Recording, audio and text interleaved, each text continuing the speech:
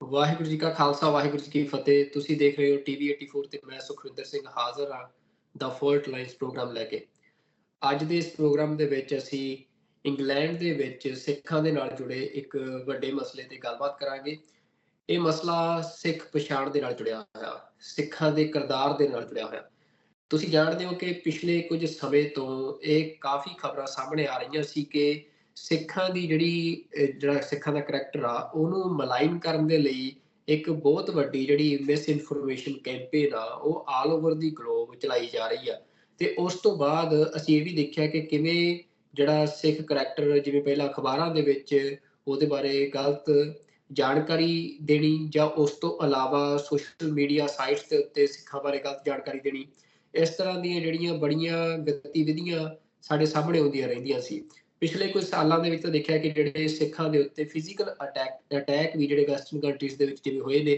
ਤੇ ਯੂਐਸ ਤੇ ਕੈਨੇਡਾ ਤੇ ਹੋਰ ਸਾਰੀਆਂ, ਆਸਟ੍ਰੇਲੀਆ ਵੀ ਸਾਹਮਣੇ ਆ ਰਿਹਾ ਕਿ ਕਿਵੇਂ ਵੈਸਟਰਨ ਕੰਟਰੀਜ਼ ਜਿਹੜਾ ਇੰਡੀਆ ਦੀ ਇਨਵੋਲਵਮੈਂਟ ਆ ਸਿੱਖਾਂ ਦੇ ਖਿਲਾਫ ਟਰਾਂਸਨੈਸ਼ਨਲ ਰਿਪਰੈਸ਼ਨ ਦੇ ਵਿੱਚ ਉਹਦੀ ਇਨਵੈਸਟੀਗੇਸ਼ਨ ਕਰ ਰਹੀਆਂ ਨੇ। ਤੇ ਇੰਡੀਆ ਨੇ ਇੱਥੋਂ ਤੱਕ ਮੰਨ ਵੀ ਲਿਆ ਹੈ ਕਿ ਗੁਰਪਤਵੰਤ ਸਿੰਘ ਪੰਨੂ ਦੇ ਉੱਤੇ ਜਿਹੜਾ ਅਟੈਕ ਫੋਇਲ ਹੋਇਆ ਯੂਐਸ ਦੇ ਵਿੱਚ, ਉਹਦੇ ਵਿੱਚ ਇੰਡੀਆ ਦੇ ਇੱਕ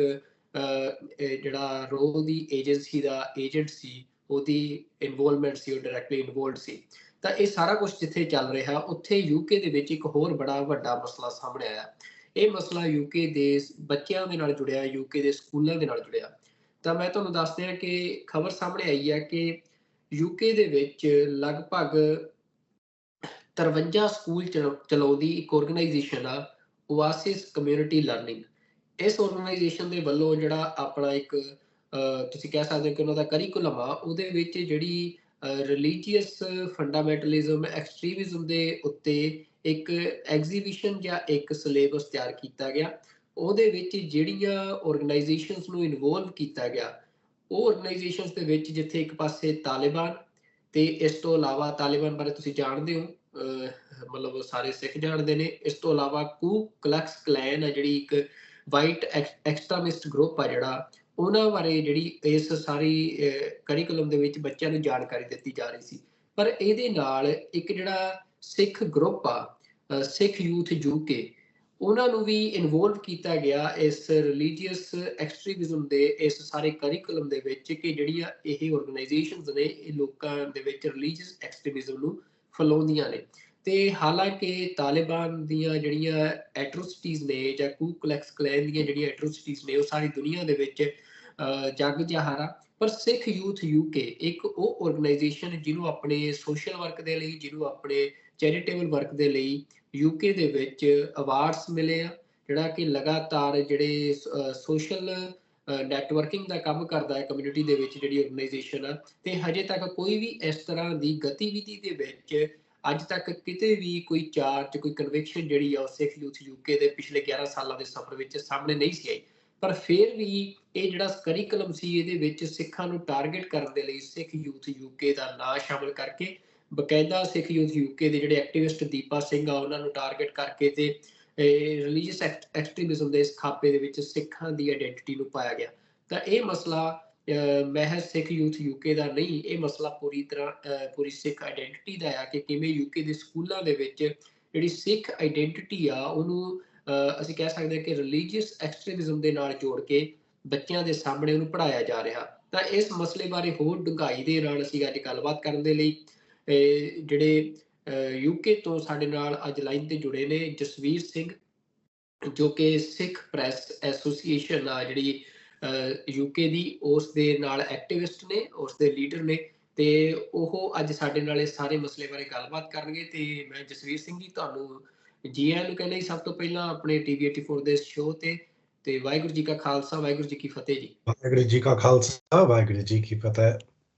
ਹਾਂਜੀ ਜਸਵੀਰ ਸਿੰਘ ਜੀ, ਮੈਂ ਜਿਵੇਂ ਆਪਣੀ ਇੰਟਰੋਡਕਸ਼ਨ ਦੇ ਵਿੱਚ ਇੱਕ ਬੇਸਿਕ ਜੀ ਜਾਣਕਾਰੀ ਆਪਣੇ ਦਰਸ਼ਕਾਂ ਨੂੰ ਦਿੱਤੀ ਹੈ ਕਿ ਮਸਲਾ ਕੀ ਚੱਲ ਰਿਹਾ ਆ। ਇਹ ਜਿਹੜੀ ਸੰਸਥਾ ਆ ਜਿਹਦਾ ਨਾਮ ਓਐਸਿਸ ਕਮਿਊਨਿਟੀ ਲਰਨਿੰਗ ਆ, ਜਿਹੜੀ ਕਿ 53 ਦੇ ਕਰੀਬ ਦੱਸਿਆ ਜਾ ਰਿਹਾ ਹੈ ਕਿ ਸਕੂਲ ਪੂਰੇ ਯੂਕੇ ਦੇ ਵਿੱਚ ਗਵਰਨ ਕਰਦੇ ਆ, ਤੇ 32,000 ਜਿੱਥੇ ਸਟੂਡੈਂਟਸ ਪੜ੍ਹਦੇ ਆ, ਉਹਨਾਂ ਦਾ ਜਿਹੜਾ ਰਿਲੀਜੀਅਸ ਐਕਸਟ੍ਰੀਮਿਜ਼ਮ ਦਾ ਇਹ ਕਰਿਕੂਲਮ ਆ, ਉਹਦੇ ਵਿੱਚ ਜਿਵੇਂ ਸਿੱਖਾਂ ਨੂੰ ਇਨਵੋਲਵ ਕੀਤਾ ਗਿਆ। ਇਹ ਮਸਲਾ ਕੀ ਆ, ਕਿਵੇਂ ਤੁਹਾਨੂੰ ਇਹਦੇ ਬਾਰੇ ਪਤਾ ਲੱਗਿਆ ਵੀ ਕਿ ਸਕੂਲਾਂ ਦੇ ਵਿੱਚ ਸਿੱਖਾਂ ਬਾਰੇ ਪੜ੍ਹਾਇਆ ਜਾ ਰਿਹਾ, ਤੇ ਮਤਲਬ ਕਦੋਂ ਇਹ ਗੱਲ ਸਾਹਮਣੇ ਆਈ ਆ? ਮੈਨੂੰ ਤਾਂ ਹੁਣ ਇੱਕ ਮਹੀਨਾ ਤਾਂ ਹੋਇਆ ਸਿੱਖ ਯੂਥ UK ਨੂੰ ਜਿਹੜੇ ਸਟੂਡੈਂਟਸ ਹੈਗੇ ਉਹਨੂੰ ਤਾਂ ਅਵੇਅਰ ਕੀਤਾ ਜਾਂ ਇਹ ਮਸਲਾ ਹੁੰਦਾ ਹੈ ਤੁਹਾਨੂੰ ਤਾਲਿਬਾਨ ਨੇ ਕੂ ਕਲਕਸ ਕਲੈਨ ਦੇ ਨਾਲ ਕੰਪੇਅਰ ਕਰਦੇ ਨੇ ਸਾਨੂੰ ਭੇਜ ਕੇ ਪਹਿਲਾਂ ਤਾਂ ਅਸੀਂ ਲੀਗਲ ਵਾਸਤੇ ਦਾ ਦੇਖਿਆ ਸੀ ਲੀਗਲ ਰੂਟ ਤੇ ਕੀ ਕਰ ਸਕਦੇ ਫਿਰ ਤਾਂ ਅਸੀਂ ਸੋਚਿਆ ਅਸੀਂ ਪੁੱਛਦੇ ਸਕੂਲ ਨੂੰ ਜਿਹੜਾ ਓਏਸਿਸ ਲਰਨਿੰਗ ਕਮਿਊਨਿਟੀ ਜਿਹੜਾ ਹੈਗਾ ਉਹ ਹੈਗੇ ਇੰਗਲੈਂਡ ਦਾ ਐਜੂਕੇਸ਼ਨ ਸਿਸਟਮ ਤੇ ਟਰਸਟ ਹੈਗੇ ਟਰਸਟ ਦਾ ਸਕੂਲ ਨੂੰ ਰਨ ਕਰ ਰਹੇ ਤੇ ਜਿਹੜੇ ਸਕੂਲ ਹੈਗੇ ਉਹ ਸਾਰੇ ਡਿਫਰੈਂਟ ਟਰਸਟ ਦੇ ਅੰਦਰ ਹੈਗੇ ਇਹ ਇੱਕ ਟਰਸਟ ਹੈਗਾ ਤੁਸੀਂ ਕਿ ਹੁਣ 52 schools 30,000 students ਨੂੰ ਸਾਰੇ ਹੈਗੇ ਇਸ ਓਏਸਿਸ ਸਕੂਲ ਦੇ ਲਈ ਜਿਹੜੇ ਸਟੂਡੈਂਟਸ ਵੀ ਹੈਗੇ ਉਹ ਸਿੱਖ ਯੂਥ UK ਨੂੰ ਕਈ ਨੂੰ ਭੇਜਿਆ ਵੀ ਕਿ ਇਹ ਦੇਖ ਤੁਸੀਂ ਇਹ ਰਿਲੀਜੀਅਸ ਐਕਸਟ੍ਰੀਮਿਜ਼ਮ ਦੇ ਵਾਸਤੇ ਤੁਹਾਨੂੰ ਵੀ ਨੇਮ ਕਰਦੇ ਹਾਂ ਉਦੋਂ ਤੋਂ ਫਿਰ ਤਾਂ ਪਹਿਲਾਂ ਤਾਂ ਅਸੀਂ ਸਕੂਲ ਨੂੰ ਅਪਰੋਚ ਕਰਕੇ ਓਏਸਿਸ ਟਰਸਟ ਨੂੰ ਅਪਰੋਚ ਕਰਕੇ ਅਸੀਂ ਕਿਹਾ ਤੁਸੀਂ ਸਾਨੂੰ ਦੱਸ ਪਹਿਲਾਂ ਤਾਂ ਇਹ ਕਿਵੇਂ ਹੋਇਆ ਇੱਕ ਹੱਥ ਤਾਲਿਬਾਨ ਨੇ ਕੂ ਕਲਕਸ ਕਲੈਨ ਨੇ ਇਹ ਕਿੰਨੇ ਡੈਕੇਡਸ ਨੇ ਕੂ ਕਲਕਸ ਕਲੈਨ ਤਾਂ 100 ਸਾਲ ਤੋਂ ਵੀ ਉੱਪਰ history ਹੈਗਾ of racism, bigotry, murders, killing people. But on the other hand, you got Sikh Youth UK. एक कोई भी नहीं conviction है कोई extremism ਦਾ ਗੱਲ ਵਾਸਤੇ ਕੋਈ serious ਗੱਲ ਤਾਂ ਕੋਈ ਹੈ ਨਹੀਂ ਮਾੜਾ ਜਿਹਾ protest ਕਰਕੇ controversies ਹੋਇਆ 2-3 ਜੇ Anand college interfaith Anand college protest Khalistan demonstrations farmers protest ਜਿਹੜਾ ਕੁਛ ਹੈ protest ਉਹ Sikh Youth UK ਉਹ community ਦਾ they organize ਕਰਦੇ ਉਹ ਬੰਦੇ ਨੂੰ ਇਕੱਠੇ ਕਰਦੇ ਫਿਰ ਉਦੋਂ ਤੋਂ ਸਕੂਲ ਤਾਂ ਸਾਨੂੰ ਕੁਛ ਕਹਿ ਨਹੀਂ ਫਿਰ ਅਸੀਂ ਆਰਟੀਕਲ ਲਿਖਿਆ ਰਿਲੀਜ਼ ਕੀਤਾ ਕਮਿਊਨਿਟੀ ਨੂੰ ਸਾਰੇ ਇੰਗਲੈਂਡ ਵੈਸਟਰਨ ਮੀਡੀਆ ਨੂੰ ਅਸੀਂ ਕਿਹਾ is this a fair comparison ਹਨਾ ਇੱਕ ਹੱਥ ਮੈਂ ਕਿਹਾ ਤਾਲਿਬਾਨ ਕੂ ਕਲਕਸ ਕਲੈਨ ਔਰ ਦੂਸਰਾ ਹੱਥ Sikh Youth UK is incomparable ਅਸੀਂ ਕਹਿੰਦੇ you know the difference between these organizations ਫਿਰ ਤਾਂ ਜਦੋਂ ਅਸੀਂ ਆਰਟੀਕਲ ਨੂੰ ਰਿਲੀਜ਼ ਕੀਤਾ ਫਿਰ ਸਕੂਲ ਛੇਤੀ ਹੁੰਦਾ ਸਟੇਟਮੈਂਟ ਨੂੰ ਰਿਲੀਜ਼ ਕੀਤਾ apology we get that saying apology about making a mistake or offending the community about this but hum asi further we push karna hai kiਵੇਂ ਹੋਇਆ ਤੁਹਾਨੂੰ ਕੌਣ ਦੱਸਿਆ this is a fair thing to do compare Sikh Youth UK a community group the Khalistan ਵਾਸਤੇ ਦਾ ਉਹ ਪ੍ਰਚਾਰ ਕਰਦੇ ਉਹ ਹੋਰ ਵੀ ਕਰਦੇ ਜਿਵੇਂ addicts ਨੂੰ support ਕਰਦੇ new Sikh prisoners again newly released on there the Sikh Youth UK ਉਹਨੂੰ ਵੀ support ਕਰਦੇ how is this comparable so ਅਸੀਂ all of us to wait ਕਰਦੇ what response we will see but ਹੈਗਾ is off of ਮੈਂ ਤੁਹਾਨੂੰ sorry ਤੁਸੀਂ ਗੱਲ ਕਹੀ ਆ ਕਿ ਤੁਸੀਂ ਇਹ ਪਤਾ ਕਰਨ ਦੀ ਕੋਸ਼ਿਸ਼ ਕਰ ਰਹੇ ਹੋ ਕਿ ਜਿਹੜਾ ਓਸਿਸ ਕਮਿਊਨਿਟੀ ਹੈਗਾ ਆ ਲਰਨਿੰਗ ਸੈਂਟਰ ਇਹ ਅਪੋਲੋਜੀ ਇਹਨਾਂ ਨੇ ਮੰਗ ਲਈ ਤੁਹਾਡੇ ਮਤਲਬ ਰਿਪਲਾਈ ਦੇ ਵਿੱਚ ਪਰ ਤੁਸੀਂ ਇਹ ਪਤਾ ਕਰਨ ਦੀ ਕੋਸ਼ਿਸ਼ ਕਰ ਰਹੇ ਹੋ ਕਿ ਇਹ ਹੋਇਆ ਕਿਵੇਂ ਕਿ ਕਿਵੇਂ ਯੂਥ UK ਨੂੰ ਮਤਲਬ ਇਹਨਾਂ ਦੇ ਨਾਲ ਇਨਕਲੂਡ ਕੀਤਾ ਗਿਆ ਤਾਲਿਬਾਨ ਤੇ ਕੂ ਕਲਕਸ ਕਲੈਨ ਦੇ ਨਾਲ ਕਿ ਇਹਦੇ ਪਿੱਛੇ ਮਾਈਂਡ ਕਿਹਦਾ ਤਾਂ ਕੀ ਤੁਹਾਨੂੰ ਲੱਗ ਰਿਹਾ ਕਿ ਜਿਹੜੀ ਅੱਜ ਇੱਕ ਬਹੁਤ ਵੱਡੀ ਡਿਸਕਸ਼ਨ ਚੱਲ ਰਹੀ ਆ ਆਲ ਓਵਰ ਦੀ ਗਲੋਬ ਸਿੱਖ ਕਮਿਊਨਿਟੀ ਦੇ ਵਿੱਚ ਕਿ ਇੰਡੀਅਨ ਗਵਰਨਮੈਂਟ ਜਿਹੜੀ ਆ ਉਹ ਇੰਟਰਫੇਰੈਂਸ ਕਰ ਰਹੀ ਆ ਸਿੱਖ ਕਰੈਕਟਰ ਨੂੰ ਮਲਾਈਮ ਕਰਨ ਦੇ ਲਈ ਸਿੱਖ ਪੋਲੀਟੀਕਲ ਮੂਵਮੈਂਟ ਨੂੰ ਮਲਾਈਮ ਕਰਨ ਦੇ ਲਈ ਤੇ ਉਹਨੂੰ ਰਿਲੀਜੀਅਸ ਐਕਸਟ੍ਰੀਮਿਜ਼ਮ ਦੇ ਖਾਤੇ ਦੇ ਵਿੱਚ ਪਾਉਣ ਦੇ ਲਈ ਤਾਂ ਕੀ ਤੁਹਾਨੂੰ ਲੱਗ ਰਿਹਾ ਕਿ ਕਿਤੇ ਨਾ ਕਿਤੇ ਕਿ ਗਵਰਨਮੈਂਟ ਆਫ ਇੰਡੀਆ ਜਿਹੜੀ ਆ ਉਹਦੀ ਇਨਵੋਲਵਮੈਂਟ ਇਹਦੇ ਪਿੱਛੇ ਹੋ ਸਕਦੀ ਆ ਕੀ ਤੁਹਾਡੀ ਜਿਹੜੀ ਇਨਵੈਸਟੀਗੇਸ਼ਨ ਆ ਉਧਰ ਨੂੰ ਵੱਧ ਰਹੀ ਆ ਪਹਿਲਾਂ ਤਾਂ India ta propaganda this is carbon copy of a template ਜਿਹੜਾ ਕੁਝ India ਕਹਿੰਦੇ खालिस्तान Sikhs UK वास्ते नाले सारे खालिस्तानी लोग दे वास्ते आई कहंदे जिवें Taliban आंगुआ extremist लोग आंगुआ ने सानू पता हैगे organization like Sikhs for Justice ਉਹ ਕੀ ਕਰਦੇ ਉਹ democratic referendum ਕਰਦੇ non binding ਵੀ ਹੈਗਾ ਉਹ referendum ਉਹਨੂੰ ਵੀ ਕਹਿੰਦੇ this is extremism ਫਿਰ ਸਾਨੂੰ ਪਤਾ this is a template when they're framing Sikh organizations this way this is directly what we hear from the Indian government. So ਉਹਦਾ ਦਾ influence ਦਾ clear ਹੈਗਾ ਕੋਈ ਹੋਰ ਸਕੂਲ ਹੈਗਾ ਨਹੀਂ ਕੋਈ ਟਰਸਟ ਹੈ ਨਹੀਂ ਜੇ ਆਈ ਕਹਿੰਦੇ Sikh Youth UK ਦੇ ਵਾਸਤੇ ਦੇ extremist Taliban ਵਾਂਗੂ so that influence from India ਉਹ very clear ਹੈਗਾ ਉਹ ਕਿਸ ਨੇ deny ਨਹੀਂ ਕਰ ਸਕਦਾ ਕਿਵੇਂ relationship ਹੋਇਆ ਕਿਵੇਂ engagement ਹੋਇਆ Oasis academies ਦੇ ਨਾਲ ਇੰਡੀਆ ਉਹ ਤਾਂ ਸਾਨੂੰ ਪਤਾ ਨਹੀਂ ਪਰ ਐਸ ਪਤਾ ਉਹਦੇ ਕੋਲ influence ਹੈਗਾ Sikh voices ਤੋਂ ਕਈ Sikh voices ਉਹ education ਦੇ England ਦਾ government ਦੇ ਨਾਲ education ਦਾ influence ਕਰਦੇ ਕਿਵੇਂ this is information about the Sikh community ਜਿਹੜੇ ਉਹ voices ਹੈਗੇ ਉਹ community ਦੇ ਨਾਲ ਨਹੀਂ ਜੋੜੇ ਉਹ community ਦਾ ਬਹੁਤ ਦੂਰ separate ਨੇ ਉਹਦੇ information ਜੇ ਉਹ ਲੈਂਦੇ ਸ਼ਾਇਦ Indian government ਦਾ influence ਵੀ ਹੈਗਾ ਉਹਦੇ ਉੱਪਰ ਤੇ ਇਹ Sikh voices ਕੋਈ organization ਆ ਕੋਈ platform ਆ ਜੀ ਤੁਸੀਂ ਗੱਲ ਕਰ ਰਹੇ ਹੋ is it a platform ਹਜੇ ਤਾਂ ਸਾਡੇ ਅਸੀਂ ਹੋਰ ਇਨਵੈਸਟੀਗੇਸ਼ਨ ਕਰ ਰਹੇ ਜਿਵੇਂ what exactly where the influence comes from ਪਰ ਸਾਨੂੰ ਪਤਾ ਅਸੀਂ ਕੋਈ name ਨਹੀਂ ਕਰਨਾ we're not going to name anyone but we know they have influence from Sikh educators that they are maybe misinformed these Sikh organizations okay or community the now grassroots so maybe they are misinformed or maybe they have a different agenda about what they want to educate people on when it comes to the Sikh community problem hai a relationship that build nahi karde je community organizations hai Sikh Youth UK o seva karde in so many gurdware Sikhi camps all different Sikh spaces ਜਦੋਂ ਨਗਰ ਕੀਰਤਨ ਹੁੰਦੇ ਜਦੋਂ protests ਹੁੰਦੇ Sikh Youth UK ਹਰੇਕ ਸਾਹਮਣੇ ਹੁੰਦੇ ਪਰ these kind of education voices ਜਿਹੜੇ government ਦੇ ਨਾਲ ਕੰਮ ਕਰਦੇ ਜਿਹੜੇ Oasis Academy ਦੇ ਨਾਲ ਕੰਮ ਕਰਦੇ ਉਹ ਤਾਂ ਉਹ ਨਹੀਂ ਹੈਗੇ ਫਿਰ ਸਾਡਾ question ਹੈਗਾ should you be in that position should you be someone to influence English education on the Sikh community when you have very little connection to that community at a direct grassroots level Jasvir Singh ਇੱਕ ਬਹੁਤ important question ਜਿਹੜਾ ਤੁਸੀਂ ਦੱਸਿਆ ਕਿ ਸਾਰੀ problem ਦੀ ਜੜ ਜਿਵੇਂ Oasis community learning ਇੱਕ British organisation ਆ ਜਿਹੜੀ ਕਿ UK ਦੇ ਵਿੱਚ ਸਕੂਲਸ ਚਲਾਉਂਦੀ ਆ ਪਰ ਤੁਸੀਂ ਇਹ ਗੱਲ ਕਹਿ ਰਹੇ ਹੋ ਕਿ ਜਿਹੜੀ ਇਹ ਮਿਸ ਇਨਫੋਰਮੇਸ਼ਨ ਉਹਨਾਂ ਤੱਕ ਪਹੁੰਚੀ ਆ ਉਹਦੇ ਲਈ ਜਿਹੜੇ ਕੁਝ ਜ਼ਿੰਮੇਵਾਰ ਸਿੱਖ ਨੇ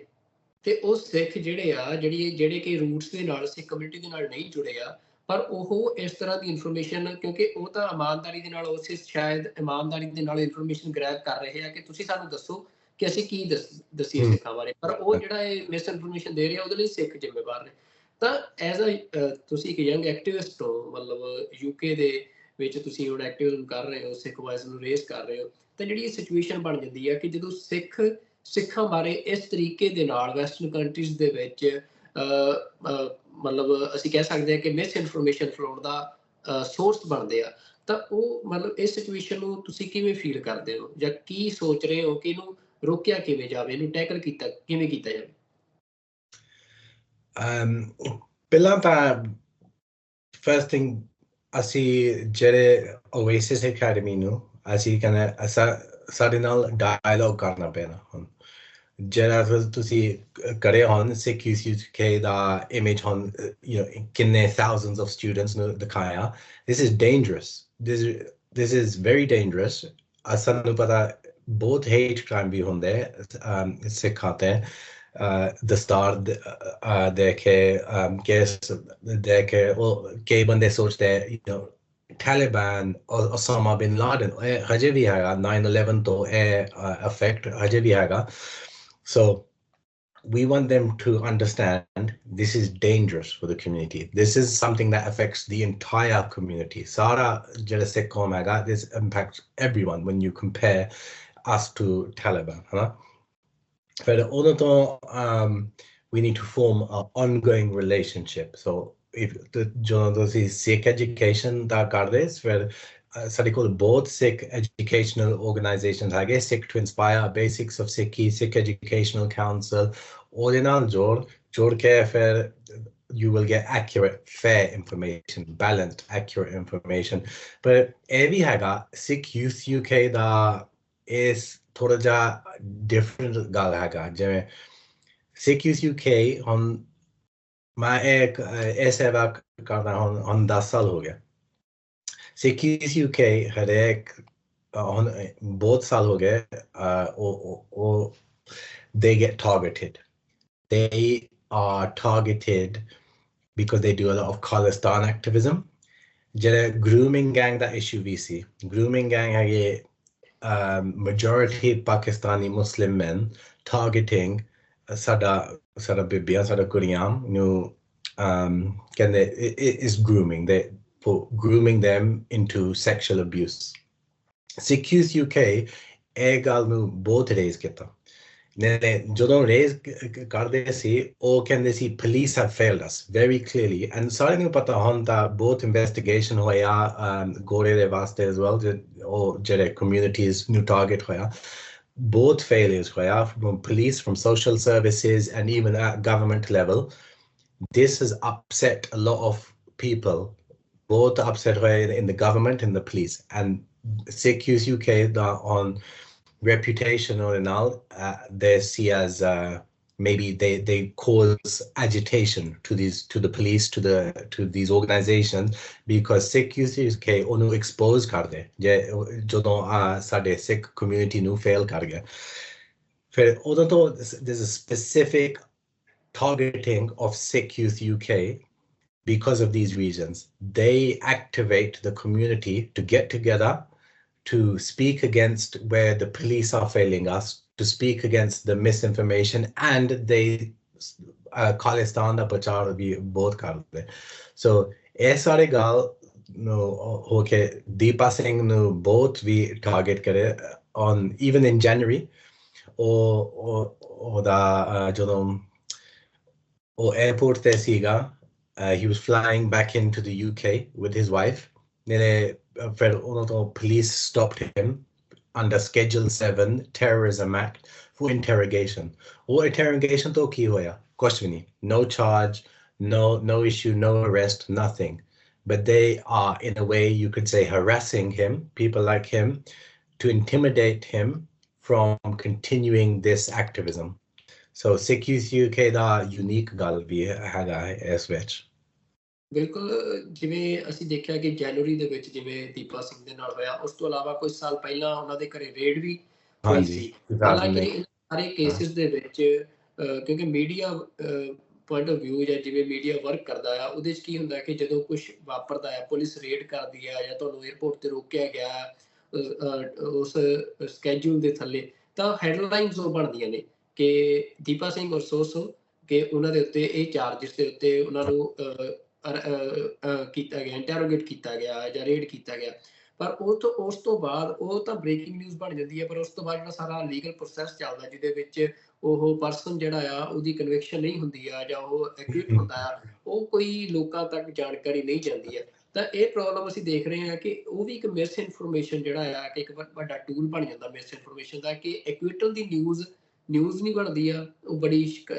ਥੋੜੇ ਲੋਕਾਂ ਤੱਕ ਪਤਾ ਹੁੰਦਾ ਆ ਪਰ ਜਿਹੜੀ ਰੇਡ ਦੀ ਜਾਂ ਫਿਰ ਇੰਟਰੋਗੇਸ਼ਨ ਦੀ ਜਿਹੜੀ ਨਿਊਜ਼ ਆ ਉਹ ਬਹੁਤ ਵਾਈਡ ਸਪਰੈਡ ਨਿਊਜ਼ ਬਣ ਜਾਂਦੀ ਆ ਇਸ ਕਰਕੇ ਵੀ ਸਿੱਖ ਯੂਥ ਯੂਕੇ ਨੂੰ ਜਿਵੇਂ ਤੁਸੀਂ ਕਹਿ ਰਹੇ ਹੋ ਕਿ ਲਗਾਤਾਰ ਟਾਰਗੇਟ ਕੀਤਾ ਜਾ ਰਿਹਾ ਤਾਂ